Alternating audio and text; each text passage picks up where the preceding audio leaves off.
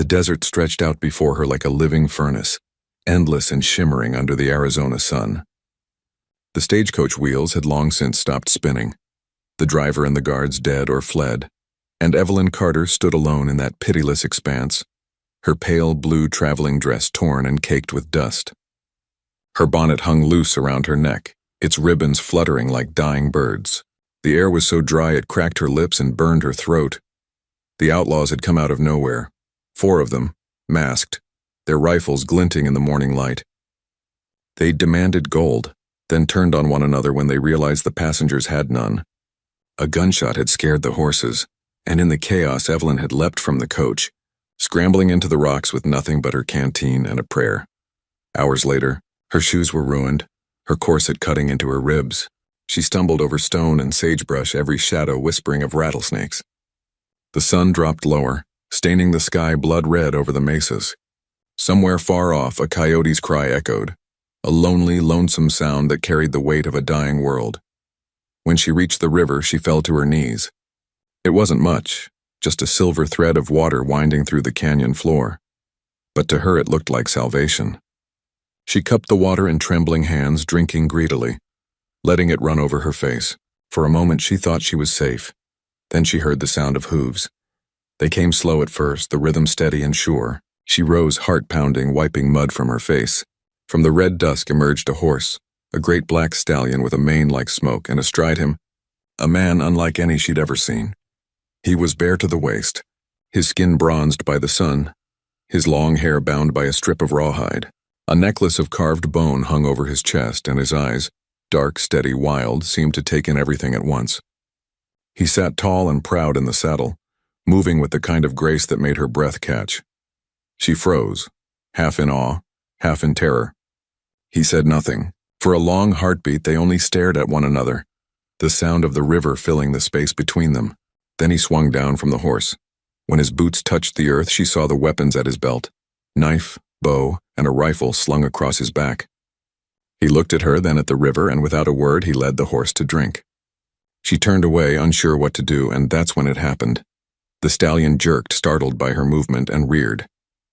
The man moved swiftly, dropping his rifle and pulling hard on the reins, but the motion threw him off balance. He hit the shallows with a splash, his clothes tearing on the rocks. Before he could stand, the current tugged at him, carrying away what little he wore. Evelyn gasped, her hand flying to her mouth. He rose from the water, tall and unashamed, sunlight glinting off his wet skin. For a moment the world stopped.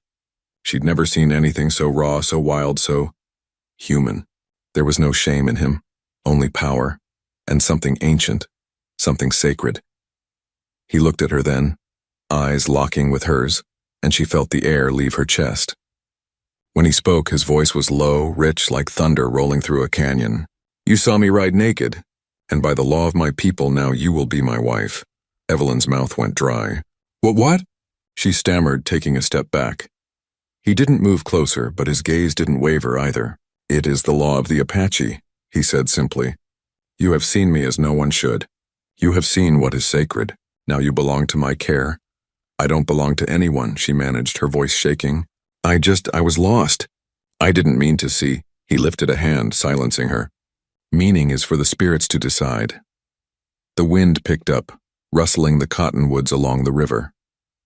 The stallion snorted and pawed the earth. Evelyn's fear tangled with confusion, and under it all a strange pull she couldn't explain. There was something about him, his steadiness, his calm, that made her believe he wasn't threatening her. He turned, whistled low, and his horse came to him. From the saddlebag he drew a blanket, wrapping it around his waist. Then he looked back at her. "You cannot stay here," he said. "The coyotes will come. And worse than them, men," she hesitated. "You're taking me somewhere?" He nodded. "To my people. You will be safe. I don't even know your name." "Talon," he said. Talon Greyhawk. The name suited him, sharp, fierce, a creature of wind and freedom. She wanted to argue, to protest that she couldn't go with him, but she knew the truth. She wouldn't survive a night alone out here. And so, trembling, she let him lift her onto the horse before him. The ride through the canyon was silent. The desert around them glowed with the dying light, the rocks burning crimson, the sky deepening into violet. Evelyn could feel the strength of him behind her, the steady rhythm of his heartbeat, the heat of his skin. Every time the horse climbed a ridge, she caught glimpses of endless horizon, wild and untamed. When the first stars appeared, Talon guided the stallion to a narrow pass between two cliffs.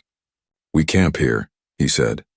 He built a fire with dry mesquite and stone, the sparks rising into the blackness. Evelyn sat wrapped in his blanket, her mind reeling. He offered her a piece of dried meat and a gourd of water. She took them wordlessly. After a while, he spoke again. "You are far from your home?" "Yes," she said quietly. "Boston." He tilted his head slightly. "Many miles." "Why do you come here?" "I came to teach," she said, her voice almost a whisper. "They needed a schoolmistress in Red Rock Crossing." He nodded, his expression unreadable. "A brave thing. But the West is not kind to the soft-hearted." She smiled faintly. "I'm beginning to notice." For a long time, neither spoke. The fire crackled. The coyotes sang in the distance. Then she said softly, "When you spoke of your law, did you mean it?" His eyes met hers across the firelight. "My people do not speak what they do not mean." Her heart thudded painfully. "So what happens now?" Talon looked into the flames. "Now you rest. Tomorrow we ride to my village. The elders will decide." She wanted to argue, to tell him no one could decide her fate but herself, but exhaustion weighed heavier than pride. She lay down by the fire, watching the shadows dance across his face. As she drifted toward sleep, she thought of his words. "You will be my wife." She should have been terrified, furious, desperate to escape, but instead she felt something else blooming quietly inside her chest. Curiosity, perhaps even trust.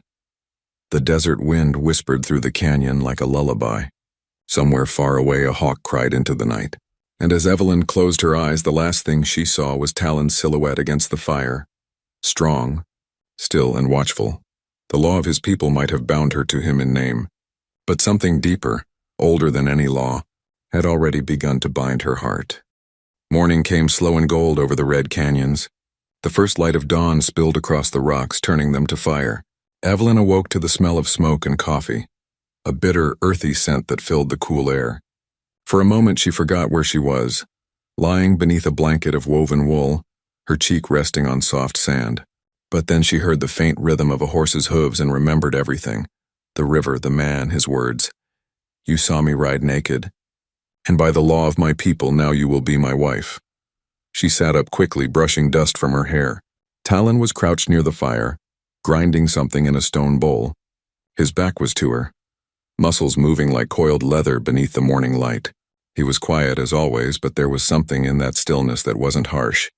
It was steady, like the earth itself. He turned when he heard her stir. "You should eat," he said simply, handing her a strip of dried venison and a piece of roasted corn. "Thank you," she said softly, trying to sound calm. He nodded once and looked out toward the horizon. "We ride soon. My people are 2 ridges north. You'll be safe there." Evelyn chewed in silence, her mind spinning. "Safe," she repeated almost to herself. "And then what happens?" Talon's gaze flicked toward her, unreadable. "The elders will decide if the law must stand.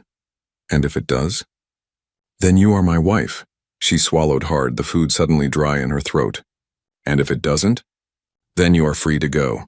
That should have comforted her, but it didn't. Something about the finality in his tone, the sense of fate winding around them both like desert wind, made her shiver. By the time they broke camp, the sun was high. They rode for hours through twisting red valleys and open plains. Hawks wheeled overhead, their cries echoing across the cliffs. The world was vast, endless, and wild, and Evelyn felt small in its embrace. Yet every time she looked at Talon, his strong hands on the reins, his face set against the wind, she felt an odd sense of safety.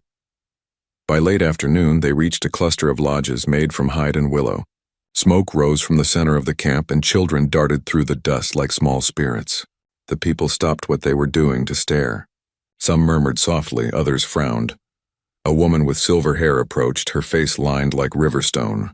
"Talon Greyhawk," she said, her voice both gentle and commanding. "You return not with deer or buffalo, but with a white woman."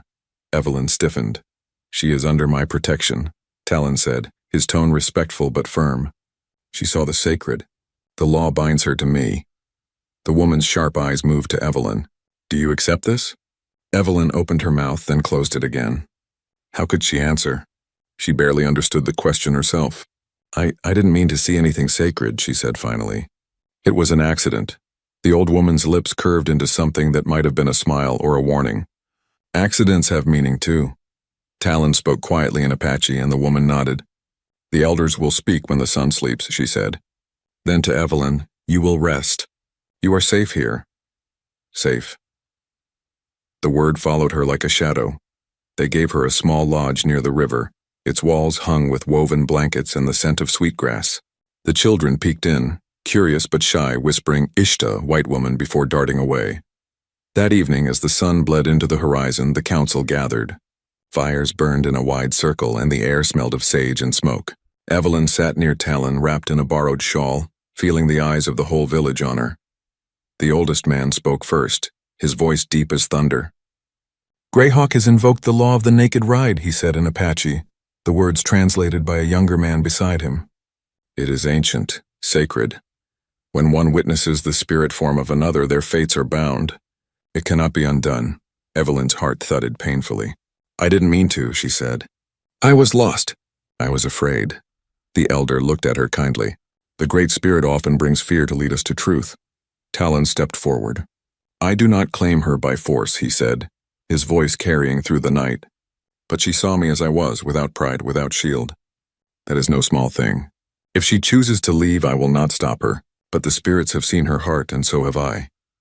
The murmuring around the fire deepened. Evelyn could barely breathe. She looked at him, this man who spoke of law and spirits with such quiet conviction, and saw not a savage, but someone bound by honor, by something deeper than she could name. After a long silence, the elder raised his staff. Then the law stands, but not in chains. The woman shall stay among us until the moon turns full. If by then her heart wishes to remain, the union shall be blessed. If not, she may return to her people. The fire crackled, sparks rising into the starlit sky. Talon bowed his head. So be it. That night Evelyn couldn't sleep. She sat by the doorway of her lodge, watching the moonlight ripple on the water. Somewhere across the camp she could see Talon sitting alone, sharpening a knife by the fire. He looked solitary, like a man who carried more than one lifetime's worth of ghosts. When she finally gathered the courage to approach, he didn't look up. You should be resting, he said softly. I can't, she said. Not with everyone staring. Not with all this talk of laws and spirits. He set the blade down and finally met her gaze. You think my people foolish? No, she said quickly. Just different. Back home, things are decided by paper and pen, not by visions or signs. A faint smile touched his lips. And are your papers better than the wind? Your signs stronger than the heart? She didn't answer. He rose, stepping close enough that she could see the fire reflected in his eyes. Do not fear what you do not yet understand, he said quietly. The desert tests all who enter it. Perhaps it brought you here to learn something only it can teach. Evelyn looked up at him, her breath shallow. And what do you think that is? That freedom is not always found in the world you came from, he said. Sometimes it's found in the one you never meant to enter. For a long moment they stood like that, the night humming softly around them, their shadows tangled in the firelight. Evelyn felt her pulse quicken, not from fear but from something deeper, older, as if the desert itself was whispering through her veins. Finally, she stepped back, whispering, Good night, Talon, good night. Evelyn Carter. When she returned to her lodge, her hands were shaking. She lay awake until dawn, listening to the wind sigh through the canyon. She didn't yet know if she believed in Apache law or destiny, but one truth was already clear as the rising sun. She could no longer think of Talon Greyhawk as a stranger. The moon had waxed and waned since the night the council spoke, and with each passing day, Evelyn Carter felt her old world slipping farther away. The rhythms of the Apache camp had become the beats of her own heart, the morning songs sung by the women grinding corn, the laughter of children splashing in the river, the deep drums that echoed at night like the earth breathing. She learned to ride without side saddle, to cook over an open flame, to weave grasses into baskets. And more than anything, she learned silence, how the desert itself spoke without words. Talon was often gone, scouting the borders where soldiers crept and settlers pushed closer every month.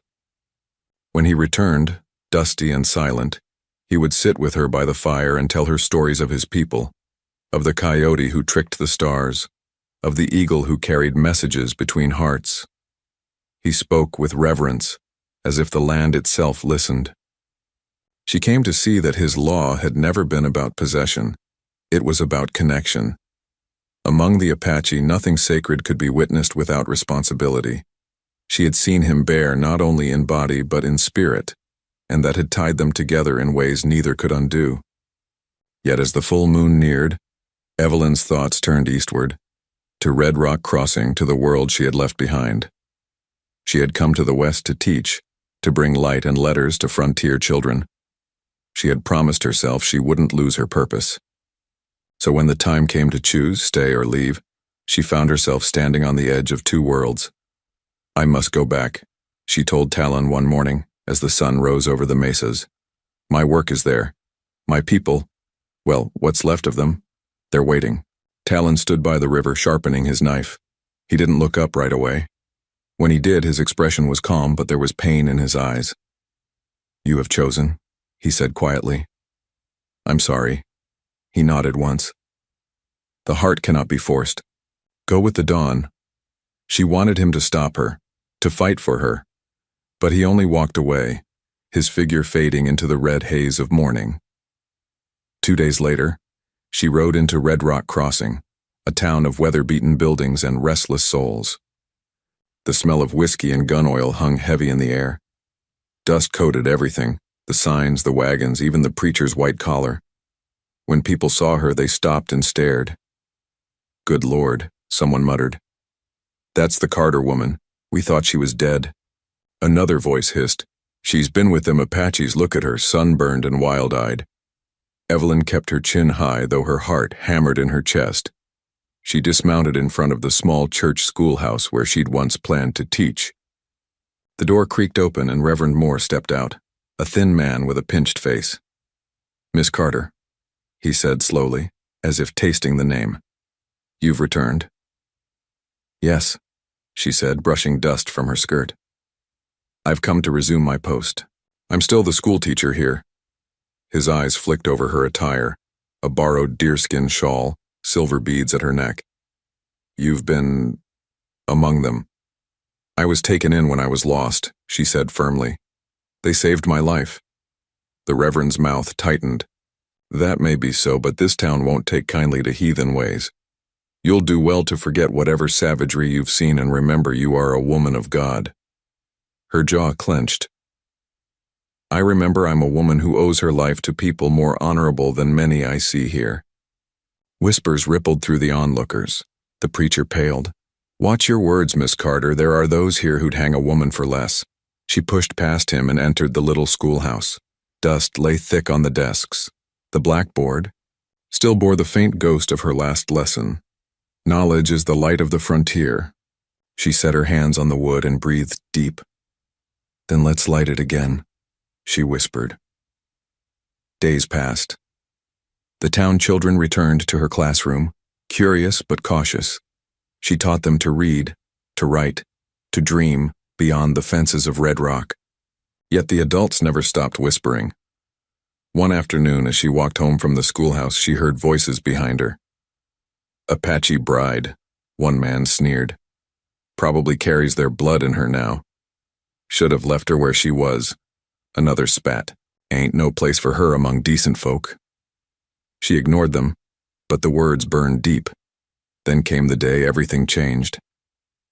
A company of soldiers rode into town, their uniforms dusty, their faces grim. Their leader, Captain Whitmore, addressed the gathered crowd in front of the saloon. "The Apache have broken treaty," he announced. "A group of them, led by a man named Talon Greyhawk, has been raiding supply lines near the San Pedro Valley. We ride to put an end to it." Evelyn's breath caught. "That's not true," she blurted out. "He's no raider.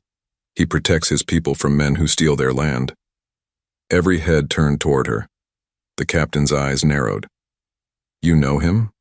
She hesitated. "He saved my life." "He's not your enemy." "Then you're a sympathizer." The preacher's voice cut through the murmurs. "You'd defend savages over your own kind." "She's bewitched," cried a woman. "Tainted by heathen blood." A murmur of agreement swelled. Evelyn took a step back. "You're wrong," she said, her voice trembling but steady. "You don't know him. You don't know what honor means to those people." The captain mounted his horse. "Honor or not, ma'am, I have orders. We ride at dawn. Anyone caught aiding them will hang." The soldiers thundered away, leaving a cloud of dust and dread behind. Evelyn stood frozen in the street, her heart breaking. That night she sat by her window staring toward the distant mesas. She could almost hear the desert wind whispering his name. Talon Greyhawk, the man who had saved her, taught her, and let her go with dignity when she chose duty over love. Now he was in danger because of men who would never understand him. Tears burned her eyes. "You told me once," she whispered, "that if my heart rode free, it would find you again. Well, Talon, my heart is riding now." She rose, gathered what little she had, a canteen, a blanket, her mother's locket, and saddled a horse under cover of darkness. The town slept, its lights dim, its hate quiet for the night. She rode out silently, her skirt whipping in the wind, her pulse loud as thunder.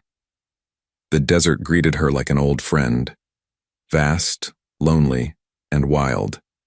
She followed the stars, the same way Talon had taught her, trusting her heart more than any compass.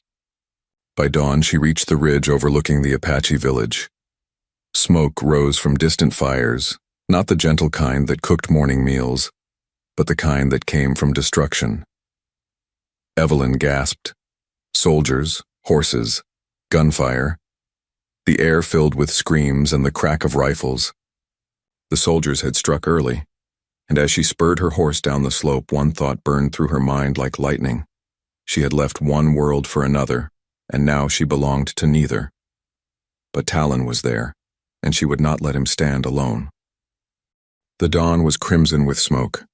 It poured through the canyons like blood spilling from the heart of the desert.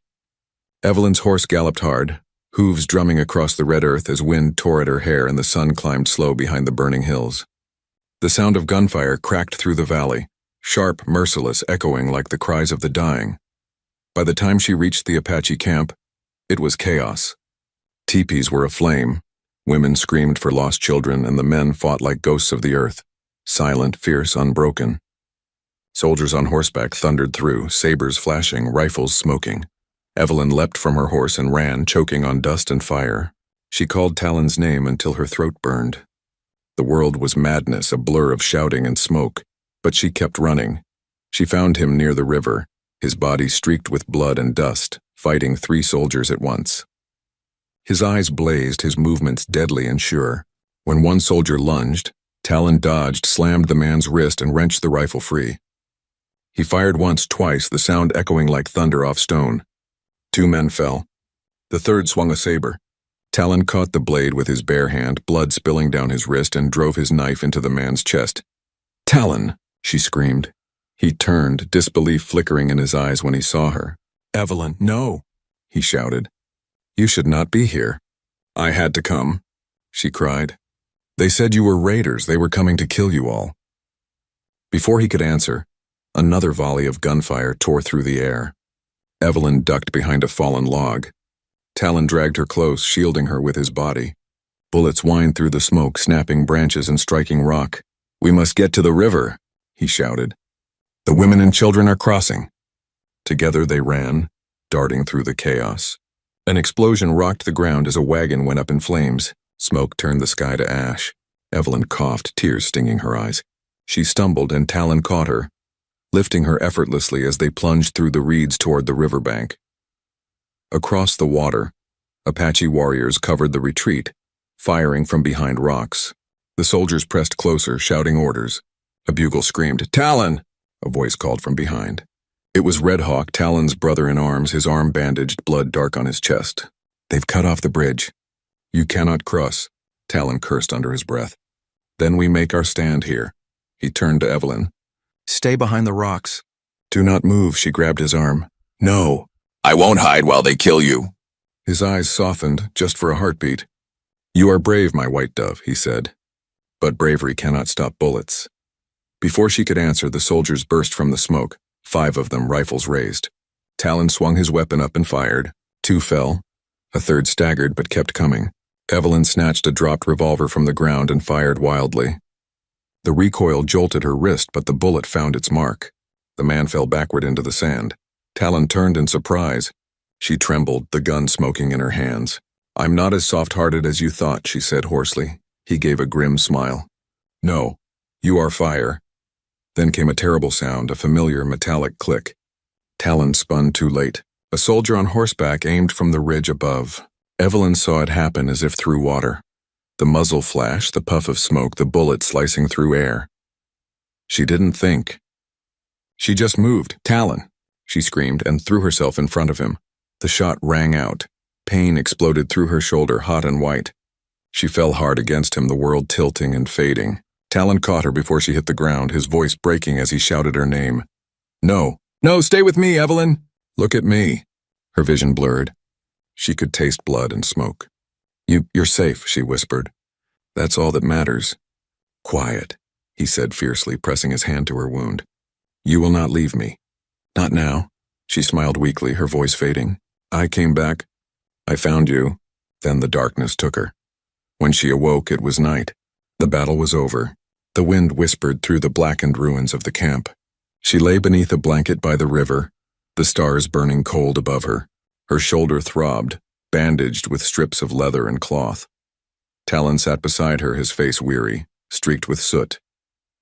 His shirt was torn, his chest wrapped where a blade had grazed him. But his eyes, they were alive with something fierce and bright. You live, he said softly, the relief in his voice raw. She tried to sit up, but he held her gently. Rest, you have done enough. What happened? She asked. The soldiers retreated. Red Hawk and the others drove them into the canyon. Many are gone, but we still stand. She closed her eyes, tears slipping down her cheeks. I'm so sorry. This is my fault. If I hadn't gone back to Red Rock, if I hadn't told them, do not say that, he interrupted, his voice low but firm. You did what your heart believed right. The fault lies with men who do not listen. He took her hand, pressing it to his chest. She felt his heartbeat strong, steady, alive. The law of my people brought you to me, he said. But your heart kept you here. Her lips trembled. I thought I wanted to go home. He looked at her, eyes glinting like embers. You are home. The silence between them was heavy, sacred. The river murmured nearby, carrying moonlight across its surface. In the distance, a coyote cried to the stars. Evelyn reached up, her fingers brushing the scar at his temple. You could have let me die, she whispered, and let the sun fall from the sky. His voice cracked. You gave me reason to fight again, Evelyn. You made me remember I was more than a ghost of war. A soft breeze stirred her hair, carrying the scent of smoke and sage. What happens now? She asked. Talon looked out over the burned camp. We rebuild. Always we rebuild. The land takes, but it also gives. That is its way. She nodded, understanding him in a way she hadn't before. Then I'll stay. I'll help rebuild too. He smiled then, a rare, quiet smile that seemed to melt the pain from the night. Then the spirits have chosen well. As the first light of dawn crept across the canyon walls, Talon pulled her close, wrapping her in his blanket. She rested her head against his chest, listening to the steady beat of his heart. Above them, the desert sky turned gold, washing away the blood and smoke of yesterday. And though she carried a wound that would scar her for life, Evelyn felt whole for the first time. Spring returned slowly to the canyonlands. After the fire and smoke of war, the rains came, soft and patient like the desert remembering how to breathe. The river ran clear again. The hillsides bloomed with wildflowers and the air was sweet with the scent of new life. Evelyn Carter walked among the ruins that had once been charred, now bursting with green. Her shoulder still ached from the bullet wound, but she bore the pain the way the land bore its scars with quiet strength. The Apache village had risen again, rebuilt from cedar and hide, and the laughter of children once more filled the morning air. Each sunrise, she woke to the rhythm of drums and the sight of Talon Greyhawk riding out across the plain. tall, proud, and unbroken. To the settlers, he was a savage. To his people, he was the wind that would never bow. And to her, he was everything she had never known she needed. Evelyn had stayed true to her promise. She became the bridge between two worlds. She taught the children letters and numbers beneath the cottonwood trees, her chalkboard carved from slate and her ink made of crushed berries. She translated for the traders who came with goods, keeping peace with words where others would have used guns.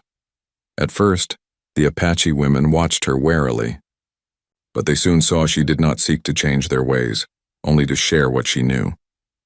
They gave her a new name, Sahna'aye, meaning the rose who endures the sun. In time, the men stopped calling her the white woman and started calling her Greyhawk's Rose. One evening, as the sun bled gold over the mesas, Talon returned from the northern ridge.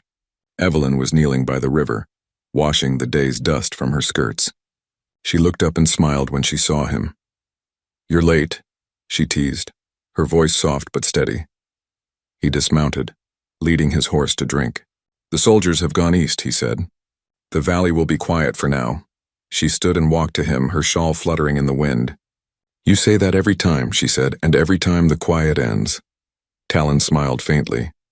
"Then we'll be ready when it does." He reached out and brushed a strand of hair from her cheek. His touch was gentle, reverent, as if she were something fragile the world might try to steal. "Your wound?" he asked. "Healed," she said, placing her hand over his. "It'll scar, but I don't mind." "Scars remind us that we lived," he said quietly. They stood like that, listening to the river whisper between the reeds. The air smelled of rain and wild sage. Evelyn looked up at him and saw something shift in his eyes, something like resolve, heavy and tender all at once. "Talon?" she asked softly. He took her hand and led her to the place where the rocks met the water. There, half buried in sand, was the first piece of wood from the new lodge he'd been building.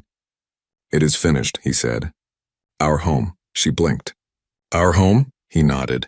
"By the river, where the spirits brought us together, where you first saw me ride." Her heart stilled. "You remember that?" His mouth curved into a rare smile. "A man does not forget the moment fate finds him." They entered the new lodge together. It smelled of cedar and sweetgrass, its beams carved with Apache patterns of rain and wind. In the center stood a small table, upon which lay a single white rose, the kind that didn't grow in this land. Evelyn gasped softly. "Where did you get that?"